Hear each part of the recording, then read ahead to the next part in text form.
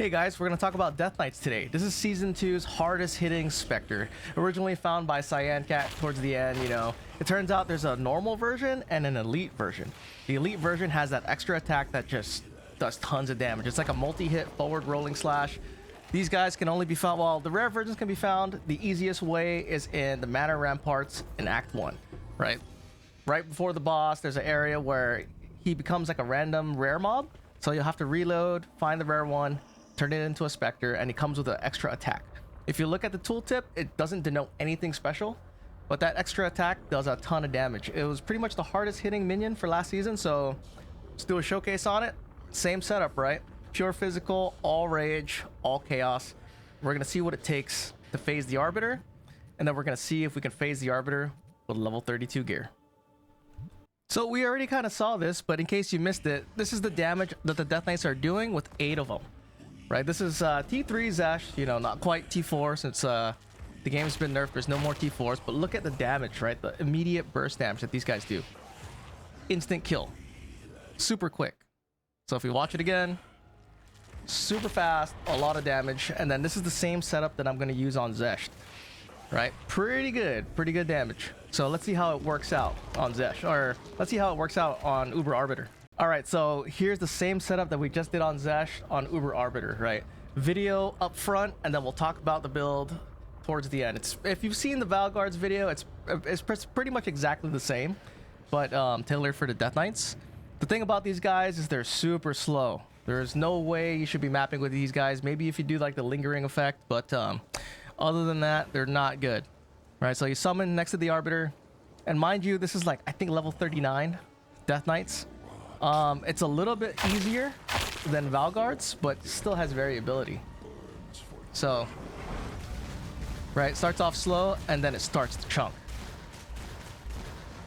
Then good phase, I think, but I did it a few times, and every time I tried it, I didn't have to play the minigame, so a little more consistent. Right, easy. Really easy, but then again, think about this, this is like level 39s, right? A free perfect exalted orb.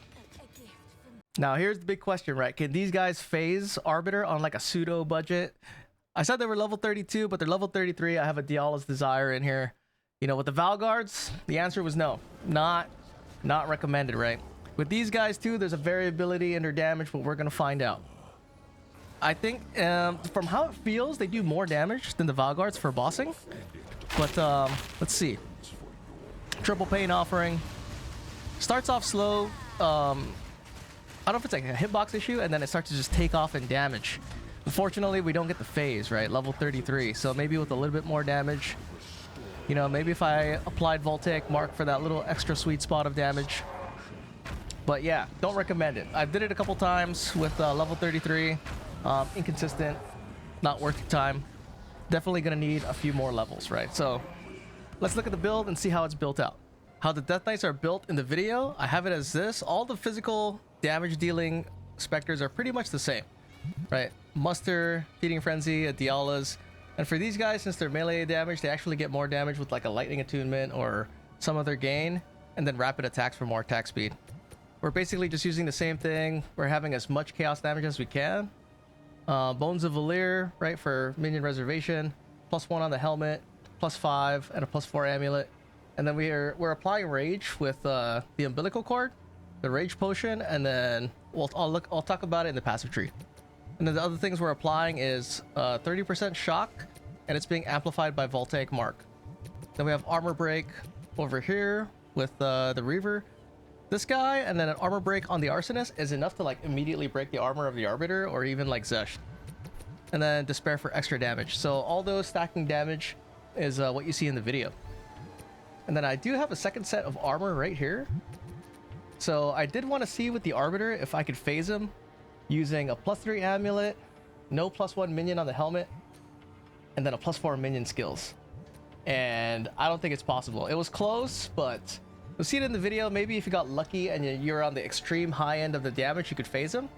But it's a long shot, even without having a Prism of Belief. I believe they were level 33 when I tried it. It was close, but I think you got to be really lucky getting critical hits and like all that kind of stuff. But yeah, so this is how it's built out. Here's the passive tree. It's very similar. This is the passive tree I kind of run for all my physical damage testing, with like this random intelligence point right here. But yeah, Relentless Fallen for all your attack speed. This is how Rage is applied with this From Nothing, applied to Bulwark. So you can go down here, you can allocate all these points. You need Warlord Berserker, so this is Rage you gain is also granted to your allies in your presence, right? You're taking Warlord Leader. And then you also need this Blood of Rage. So whenever you use your Rage Flask, it applies 8 Rage. You gain that, it goes to your minions. And the way I have Blood of Rage on this, because my amulet is sanctified and I can't change the anointment, I'm actually using a Megalomaniac with Blood of Rage.